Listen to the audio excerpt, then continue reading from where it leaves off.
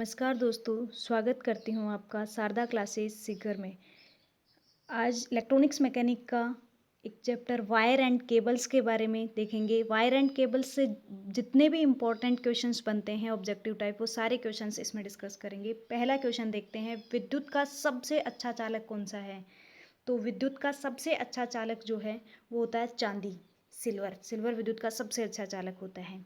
Next बात करते हैं, फ्लेक्सिबल रिबन टाइप केबल का प्रयोग निम्न में से किस में किया जाता है? तो फ्लेक्सिबल रिबन टाइप जो केबल होती है वो कंप्यूटर, माइक्रो कंट्रोलर और माइक्रो प्रोसेसर तीनों में ही प्रयोग की जाती है। केबल की विद्युत धारा वहन क्षमता है जो तार की मोटाई और तारों की संख्या दोनों पर निर्भर करती है। किसी भी केबल की अगर विद्युत धारा की क्षमता हम देखते हैं तो उसकी मोटाई और उसके तारों की संख्या दोनों पर डिपेंड करती है। इलेक्ट्रॉनिक्स उपकरण के परीक्षण के लिए किस तार का प्रयोग किया जाता है? तो इलेक्ट्रॉनिक्स उपकरण जो फ्लेक्सिबल तार होते हैं, फ्लेक्सिबल तार है वो इलेक्ट्रॉनिक्स उपकरणों की टेस्टिंग के लिए प्रयोग किए जाते हैं। किसी भी केबल की धारा वहन क्षमता उसके चालक के प्रक्षेपीय क्षेत्रफल पर निर्भर करती है, काटीय क्षेत्रफल पर निर्भर करती है। केबल की मूलभूत इकाई है वो तार होती है। इलेक्ट्रिकल केबलों का मूल्य इलेक्ट्रॉनिक्स केबलों की तुलना में ज़्यादा होता है। इलेक्ट्रॉनिक्स केबलें होते हैं वो सस्ती होती है, इलेक्ट्रिकल केबल्स इलेक्ट्रॉनिक्स केबलों की तुलना में महंगी होती है। इंसुलेशन के आधार पर अगर केबल का प्रकार देखा जाए तो वो हो जाएगा रबड़ आच्छादित केबल। कॉपर और एल्युमिनियम है, ये हमारे कंडक्टर के आधार पर हैं, और फ्लैट है ये इसके साइज के आधार पर है। नेक्स्ट देखते हैं, चालक पदार्थ के आधार पर केबल का प्रकार कौन सा है? तो चालक के आधार पर अगर देखा जाए तो हमारा कॉपर हो जाएगा। आकृति के आधार पर अगर केबल का प्रकार देखा जाए तो गोलाकार केबल जो होती है वो आकृति के आधार पर हो जाएगी। फ्लैट केबल है ये भी आकृति के आधार पर हो जाएगी। कॉटन आच्छादित केबल है ये इंसुलेशन के आधार पर होगी। कोर के आधार पर अगर देखा जाए तो तीन प्रकार की होती हैं, 2 कोर, 3 कोर और 3.5 कोर। ये तीनों की तीनों कोर के आधार पर हैं। यांत्रिक सुरक्षा के आधार पर अगर केबल का प्रकार देखा जाए तो वो हो जाएगी armoured cable, unarmoured cable. Electrical cable की संरचना का भाग अगर हम देखें तो इलेक्ट्रिकल केबल की जो संरचना होती है उसमें सबसे पहले यहाँ पे कोर होती है। अगर सबसे पहले देखा जाए तो कोर होती है। कोर के बाद में यहाँ पे हमारे पास होता है धात्विक कवच या अचालक आवरण होता है। उसके बाद होता है धात्विक कवच, और उसके बाद होती है यहाँ पे इस तरीके से जो लाइंस लाइंस बनी हुई होती है जिसको बोलते हैं बेंडिंग बोलते हैं, और उसके बाद ऊपर बना हुआ होता है आर्मरिंग, और लास्ट में इसके ऊपर सर्विसिंग होती है। तो इस तरीके की ये हमारे पास केबल होती है। तो सबसे पहले कोर हो गई, उसके बाद अचालक आवरण हो गया, उसके बाद धात्विक कवच, फिर आर्मरिंग, यहाँ पे आर्मरिंग हो गई, बेंडिंग होगी, और फिर आर्मरिंग, और फिर सर्विसिंग, इस तरीके की होती है। तो यहाँ पे अगर हम बात करें तो इलेक्ट्रिकल केबल की संरचना में चालक होता है, बेंडिंग भी होती है, इंसुलेशन भी होता है, लेकिन वैक्स नहीं होती है। नेक्स्ट देखते हैं, मेटालिक सीट चालक को प्रदान करती है। तो मेटालिक जो सीट है वो चालक को सुरक्षा प्रदान करती है, मैकेनिकल सुरक्षा प्रदान करती है। ये लो वोल्टेज केबल की रेंज होती है वो होती है 1000 वोल्ट तक। अगर हम एसी की बात करते हैं तो डीसी की बात करें तो ये 500 वोल्ट तक भी हो सकती है, लेकिन एसी वोल्टेज की अगर हम बात करें तो ये 15 वोल्ट से लेके 1000 वोल्ट तक होती है। 15 वोल्ट से कम की जो वोल्टेज होती है वो वेरी लो वोल्टेज में आ जाती है, एक्स्ट्रा लो वोल्टेज में आ जाती है। नेक्स्ट देखते हैं, पीवीसी केबल की वोल्टेज रेंज कितनी होती है? तो पीवीसी केबल की वोल्टेज रेंज होती है वो 250 से 160 के बीच की होती है। तो ये हो जाएगी 250 से 660 वोल्टेज तक। कॉटन आच्छादित केबल का उपयोग किया जाता है। तो जो कॉटन आच्छादित केबल्स होती हैं उनका उपयोग अपन इलेक्ट्रिकल हीटर में भी करते हैं, सोल्डरिंग आयरन में भी करते हैं, और विद्युत प्रेस में। इस प्रकार की जो केबल्स होती हैं इनका तीनों में प्रयोग किया जाता है। नेक्स्ट देखते हैं, कॉटन आच्छादित जो केबल होती है उसकी वोल्टेज रेंज जो होती है वो होती है 250 वोल्ट। ऑप्शन नंबर ए हो जाएगा 250 वोल्ट। कॉटन आच्छादित केबल में इंसुलेशन जो बना हुआ होता है वो वेल्केनाइज रबड़ या शीत टफ रबड़ का बना हुआ होता है। वल्केनाइज रबड़ और शीत टफ रबड़ का बना हुआ होता है। इलेक्ट्रॉनिक्स जो केबल्स होती हैं वो ट्विस्टेड पेयर केबल्स को इलेक्ट्रॉनिक्स केबल कहते हैं, twisted pair cable.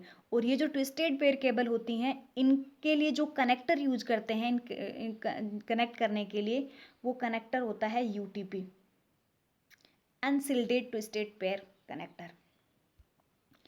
UTP connector use किया जाता है ट्विस्टेड पेयर केबल के लिए। कोएक्सल केबल के सिग्नलों की जो फ्रीक्वेंसी होती है वो हाई फ्रीक्वेंसी होती है। कोएक्सल केबल के लिए सिग्नल की फ्रीक्वेंसी हाई रखते हैं, उच्च रखते हैं। और कोएक्सल केबल के लिए जो कनेक्टर यूज किया जाता है वो बीएनसी किया जाता है।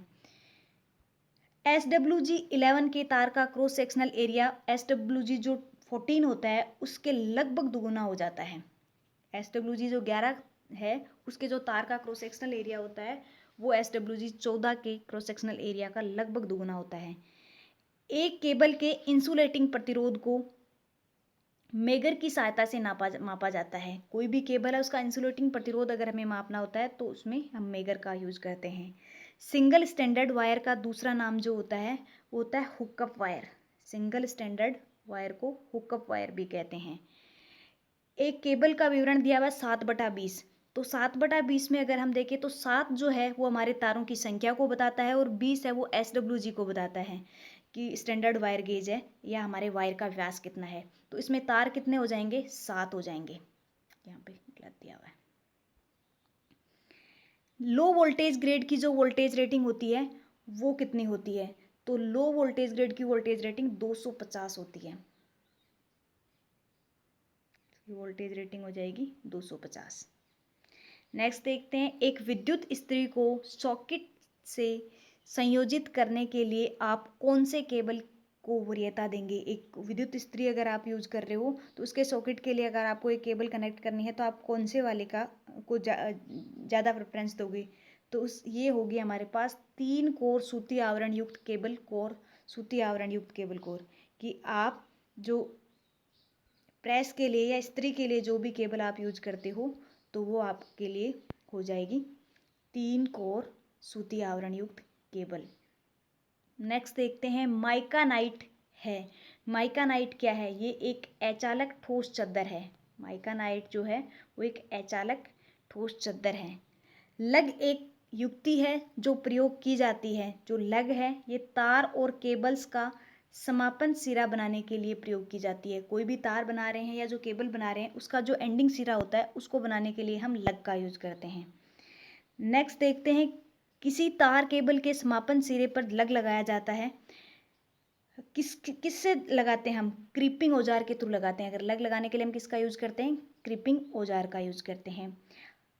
अति हाई वोल्टेज केबल किस धातु के लिए बने होते हैं? किस धातु से बने होते हैं? तो ये बने हुए होते हैं पीतल के।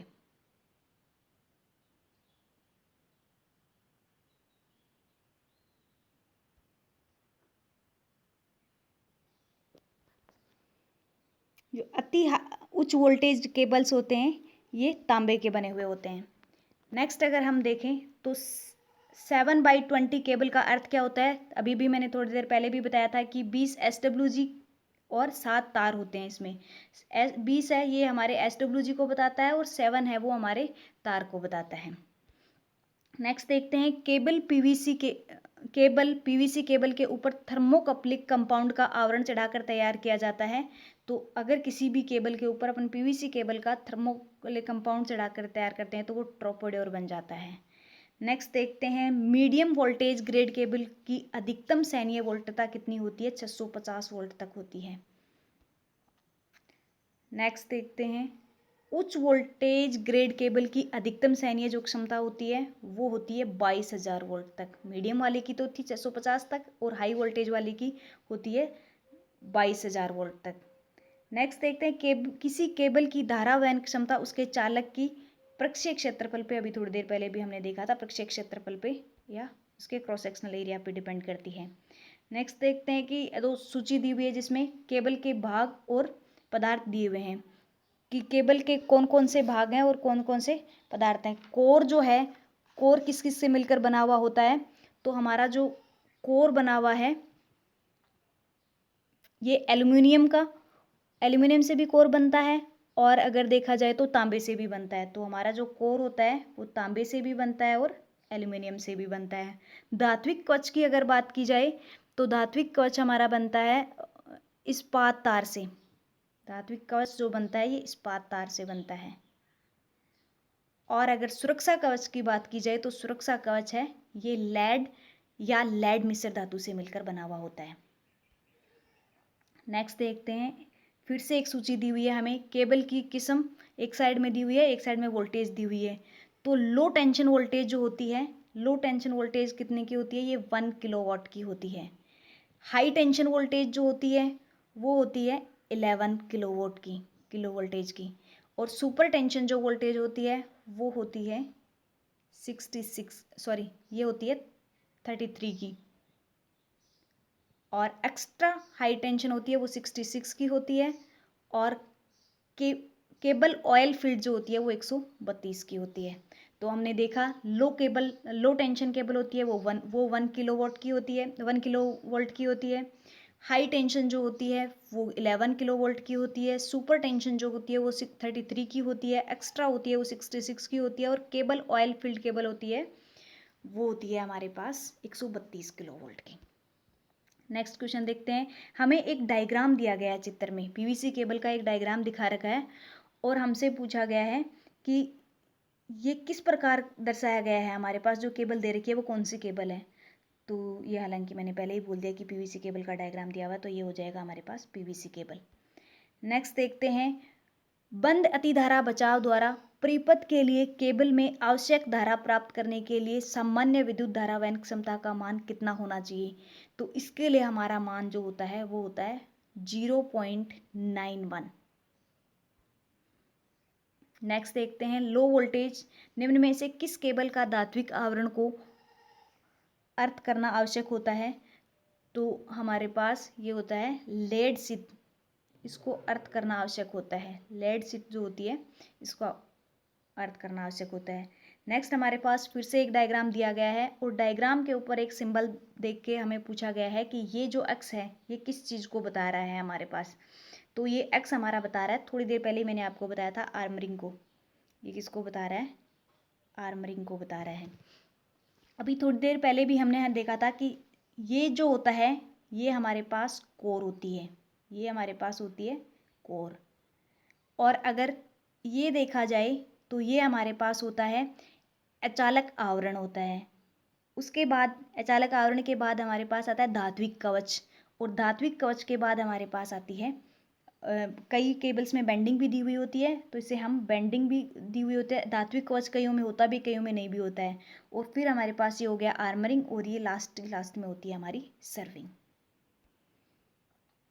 नेक्स्ट फिर से हमें एक डायग्राम दिया गया है, इसमें भी हमसे पूछा गया है कि इसमें दे रखा है ये तो चालक हो गया, ये पीवीसी वायर हो गया। तो इसमें हमें ये किस प्रकार की केबल है, यहाँ पे चालक दिया हुआ है, ये पीवीसी या वीआईआर की कोटिंग दी हुई है, फिर पीवीसी हार्ड या रबड़ की कोटिंग दी हुई है। तो ये जो केबल हमारी दी हुई है ये किस प्रकार की केबल दी हुई है, तो ये वर्कशॉप फ्लेक्सिबल केबल दी हुई है। ये वर्कशॉप फ्लेक्सिबल केबल दे रखी है हमें। नेक्स्ट क्वेश्चन की बात करते हैं, फिर से एक डायग्राम दिया हुआ है और इसमें हमें कौन सा ट्विस्टेड पेयर केबल है, ये किस प्रकार का ये ट्विस्टेड पेयर केबल है। तो ये हमारे पास हो जाएगा यूटीपी अनसिल्डेड, ये हमारे पास दिया हुआ है UTP unshielded twisted pair cable. तो ये इस चैप्टर से बनने वाले सारे इंपॉर्टेंट क्वेश्चंस थे। अगर ऐसे ही और वीडियोस देखने हो इलेक्ट्रॉनिक्स मैकेनिक्स के तो चैनल को सब्सक्राइब करना, लाइक करना, कमेंट करना। Thank you so much. और अगर इसके ऑडियो सुनना हो रिवीजन के लिए तो आपको ऑडियो का लिंक इसके डिस्क्रिप्शन बॉक्स में मिल जाएगा। Thank you so much.